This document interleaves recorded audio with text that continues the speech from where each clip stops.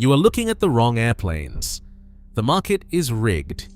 Right now, students and rich guys are fighting over overpriced, worn-out trainers, bidding up basic aluminum shells to $250,000. But while the crowd fights over the brochure, the men with grease under their fingernails are quietly building an invincible fleet. These are 10 unwanted airplanes that mechanics secretly buy for themselves. Hidden in the back of the hangar is a specific class of aircraft. They might have a weird name, an unconventional gear layout, or an ugly nose. The general public ignores them. But the master mechanics, the men who actually X-ray the wing spars and rebuild the cylinders, know the absolute truth. They know these forgotten machines possess an asymmetric engineering advantage.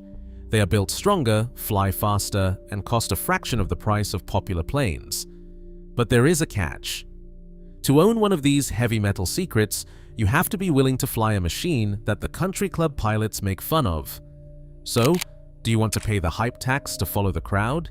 Or do you want to fly the indestructible iron that the experts hoard for themselves? Jack Miller doesn't care what the ramp crowd thinks. He's standing next to a Piper tri-pacer, sleeves rolled up, micrometer in hand, eyes on the wing spar, not the faded paint. The tri-pacer has a reputation as a flying milk stool. The reality is different. It is a brute in sheep's clothing, built for dirt strips and heavy loads, while the Cessna 172 crowd polishes their wheel pants and pays $250,000 for the privilege. Jack runs the gauge across the spar cap. The needle settles at 2.05 millimeters, 30% thicker than the Cessna's. That is 2024 T3 aluminum, not some cost-shaved skin. Piper's engineers didn't just build for peace, they built for abuse, using 4130 chromoly steel for the fuselage truss, the same alloy trusted in warbirds. 68,000 pounds per square inch yield strength, and it laughs at corrosion. The result is a frame that shrugs off hard landings and stays straight after decades of barn storage. He leans on the trailing link gear, 5 full inches of vertical travel, double what the 172 spring steel will ever give you. That means you can hit a rutted grass strip full of prairie dog holes, and the tri-pacer just soaks it up. No gear collapse, no hidden cracks. Jack's logbook reads like a dare. Annual completed, no squawks. The only regular job is grease the gear links, patch a little fabric, and keep flying. Now, the numbers. 850 pounds of useful load, certified for plus 5 Gs, and a takeoff roll of just 735 feet. That is with a pilot, a passenger, full fuel, and a sack of potatoes in the back. Try that in a 172 without bouncing the nose wheel or running out of runway. And while the market chases shiny trainers at $250,000, the tri-pacer sits at $45,000, half the price of a new SUV. Mechanics like Jack quietly buy them, rebuild them, and fly them into strips that would turn a club pilot's hair white. He taps the spar cap one more time, smirks, and says, "You want ramp appeal? Buy a paint job. You want to survive the real world? Buy steel, not stories." The Stinson 108 does not beg for attention. It is a slab-sided iron station wagon, and that is exactly why mechanics stash them away before the ramp crowd catches on. I run my micrometer across the fuselage skin, and it stops at 2.34 millimeters, twice what you will find on a Cessna 172. That is 2024 T3 aluminum, not the paper-thin stuff they started using once the bean counters took over. This is the kind of skin that shrugs off hail, hangar rash, and the occasional barn cat falling off the rafters. You want to talk about abuse? The Stinson 108 was designed to haul hay bales, not golf bags. Lindsay Ortega, down in Texas, keeps a 1948 108 for her barn find clinic. She has loaded it with fence posts, sacks of feed, and once a broken axle from a neighbor's tractor. It carried 950 pounds of useful load, and the airplane just grinned and asked for more. No creaks, no popped rivets, no drama. The trailing link main gear gives you a full 6 inches of vertical travel, land on a rutted farm strip, and the gear soaks it up like a sponge. The shock struts are 30-pound steel, not some flexi spring steel. You can hit a gopher mound at 30 knots, and the Stinson will keep its nose out of the dirt every time. The numbers back it up. certified for plus 4.7 G, 690 feet, to lift off at maximum gross, and a cruise of 115 knots on 7 gallons an hour. The market, of course, does not care. You will see a tidy 1950 Stinson 108 listed at $57,000, less than a quarter of what people are paying for a plastic-trimmed Cessna 172. Mechanics like Lindsay know better. Her logbooks show 1.8 hours of unscheduled maintenance per 100 hours, mostly bushings and oil changes. The thick skin means fewer corrosion repairs and no surprise cracks hiding under a coat of wax. Every time I see a Stinson 108 tucked in the back of a hangar, I know somebody is thinking ahead. They are not buying ramp appeal, they are buying a flying toolbox, built for the real world. Respect the iron. This is what American engineers called a utility airplane before the word utility got watered down. Carlos Alvarez doesn't waste time with glossy brochures. He's got a Grumman AA5 Traveler up on jacks, sleeves black with old 5606, and a grin that says he knows something the ramp crowd doesn't. The market calls the Traveler a tin can, but Carlos calls it the stiffest wing in the field. He runs his gauge across the spar cap, 1.8 millimeters of bonded 2024 T3 aluminum laid over a honeycomb core. No rivets, just chemical bonds and aerospace glue, straight from the playbook Grumman used on carrier fighters. That honeycomb spar isn't just a party trick, it's a fatigue killer. While the Cessna 172's riveted spar starts grumbling after 3,000 hours, the Traveler shrugs off 4,000, 5,000, even 10,000 hours with no cracks, no drama. Carlos pulls out his eddy current scanner and sweeps the spar web, zero anomalies, zero delamination, even after decades of hard use. The scan doesn't lie. This wing is as stiff today as it was in 1972. He points to the logbook. Unscheduled maintenance? 1.5 hours per 100 flight hours, mostly gear bushings and the odd fuel valve, nothing structural. That bonded spar means no spar airworthiness directives, no $10,000 compliance kits, no midnight calls about hidden corrosion. The Traveler's skin measures 1.9 millimeters, double the thickness of the 172's. That's fighter-grade metal, not cost-shaved sheet. Now, the numbers. The Traveler cruises at 140 knots, burning 8.5 gallons an hour. That's 25 knots faster than the 172 with the same useful load, 850 pounds. You'll find a clean 1975 Traveler. Listed for $48,000, while the 172 crowd bids up to $250,000 for less speed and more maintenance. Carlos just laughs. You want a ramp queen? Go buy a 172, he says. You want a wing that will outlast you? Buy Grumman. This is what happens when fighter engineers get bored and build a family airplane. He taps the spar, the sound ringing sharp and solid.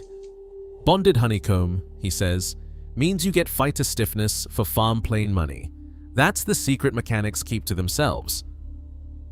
Ethan Liu trusts the kind of engineering you can see, touch, and fix. He crouches by the Mooney M20C, hand gripping the Johnson bar, no wires, no pumps, just a polished lever and a linkage running straight to the gear. Pull it, and you feel the mechanism respond, every pound of force moving through steel pivots and bushings. No relays, no circuit breakers, no expensive gear motor to strand you in a storm. It is a system you can cycle 100 times in freezing rain and still count on it to lock down. Grease, steel, and leverage, nothing more. That is why mechanics like Ethan keep these Moonies flying long after trends fade. He measures the wing spar cap, 2.22 millimeters thick, the stoutest in its class, even beating the Cessna 172's reputation for strength. 2024. T3 aluminum, cold-rolled and heat-treated, built for a yield strength that would satisfy any bridge engineer. The spar runs unbroken from tip to tip, no splices or shortcuts, just one solid backbone rated for plus 5 Gs. At 165 knots, you can bury the nose and yank back, and the wing will not even flex. Try that in a lighter-built competitor, and you will be calling a salvage crew. Ethan's logbook is simple. 2 hours of unscheduled maintenance per 100 flight hours, mostly greasing the gear and checking bolts. No airworthiness directives for electric gear, no hidden corrosion behind plastic. Annual inspection means pulling plates, running a borescope, cycling the gear by hand. The rest is just flying, fast, far, and with a 950-pound useful load.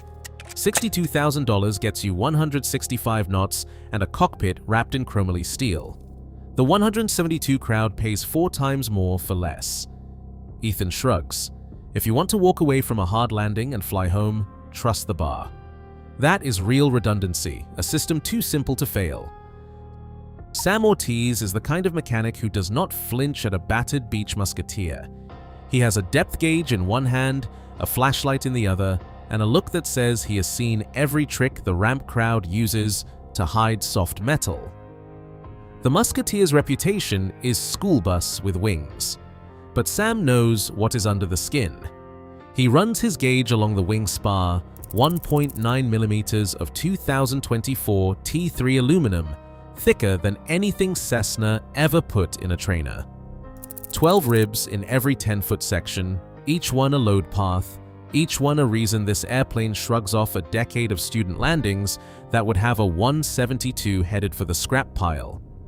He flips through the logbook, page after page of high-hour entries, but the unscheduled work is sparse. Gear bushings, a gasket here and there, never a cracked spar or a wrinkled skin. That is what you get when you build for abuse, not for sales brochures. The trailing link gear is pure utility, 3.4 inches of stroke, enough to eat up potholes and student mistakes without transferring the load to the airframe. Compare that to the spring steel on a 172, which bottoms out on anything rougher than a paved runway. The Musketeer just soaks it up and keeps rolling. The price? $54,000 for a clean example, while the 172 crowd is still paying $250,000 for thin skins and fragile gear. Mechanics like Sam do not chase ramp appeal. They buy redundancy, they buy rib count, they buy gear that forgives. He will take a Musketeer into a flight school, run it for 3,000 hours, and the only thing that will need replacing is the oil. Sam taps the spar, listens to the ring, and grins. You want to know how a trainer survives? Count the ribs, measure the cap, respect the overbuild. The rest is just marketing. Brian Wallace trusts welds, not stories. The Meyers 200 sits in his hangar, its chromoly roll cage a fortress of 1.75-inch 4130 steel tubes welded by craftsmen who once built warbirds. No rivets, no shortcuts, just full penetration welds, each joint checked with Magnaflux dye for cracks. Wallace taps the spar cap, 2.45 mm of 2024 T3 aluminum, thicker than what you will find in a King Air. The Cessna 172's spar, at just 1.5 mm, barely compares. Where others flex, the Meyers stands firm, built to shrug off turbulence and punishment alike. He opens an inspection plate and points to the landing gear.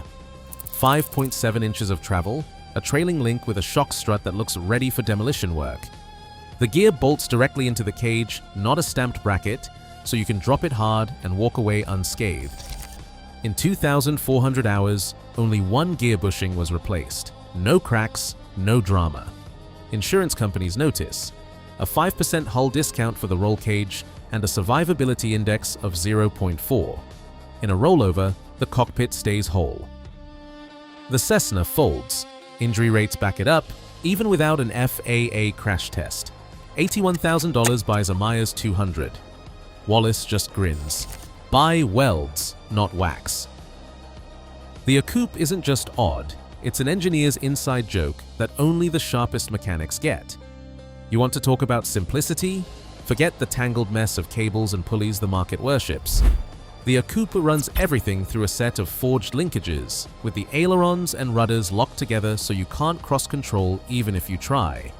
That means no adverse yaw, no uncoordinated stalls, and here's the punchline: no spins. The FAA called it spin-proof for a reason. Laura Santos, the sharpest instructor mechanic in Arizona, keeps one in her hangar for a reason that has nothing to do with nostalgia. She'll tell you, fewer moving parts, fewer things to chase in the logbook.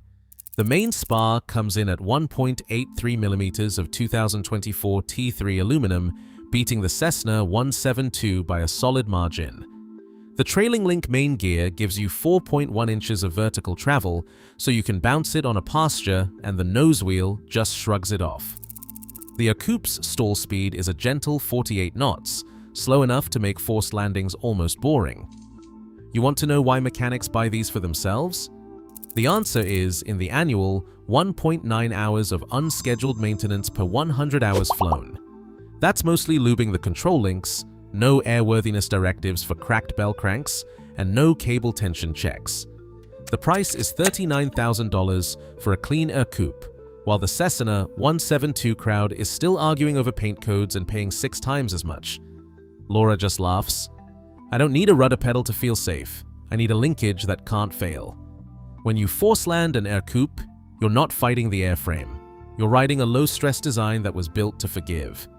That's why the smart mechanics keep them stashed away, quietly flying circles around the hype. The Aeronca Champ quietly sidesteps the Cub's legend. For $30,000, you get the same chromoly steel truss, a proven wing, and glass that lets you spot every fence post on approach, while a Cub's nostalgia costs $80,000. Mike Jensen, who has rebuilt more Champs than most have flown, checks the spar cap, 1.60mm of 2024 T3, thicker than most trainers today. That tube skeleton, tap it and listen for the ring. No hidden rot, no guessing. Repairs are quick, fabric patch, dope, and you are flying before a Cub owner even files paperwork. The Champ lifts off in 660 feet, 2 up, full fuel, lunchbox packed. Banner haulers and agricultural pilots kept them for a reason: honest, forgiving, and built to work. Rita Alvarez does not waste her time with plastic trim or digital gauges. She has a Cessna 170 up on the stands, left hand gripping a 2.42mm skin gauge, right hand running the flap lever through its full arc. This is vintage aluminum, the kind that laughs at hailstorms and decades of hangar leaks.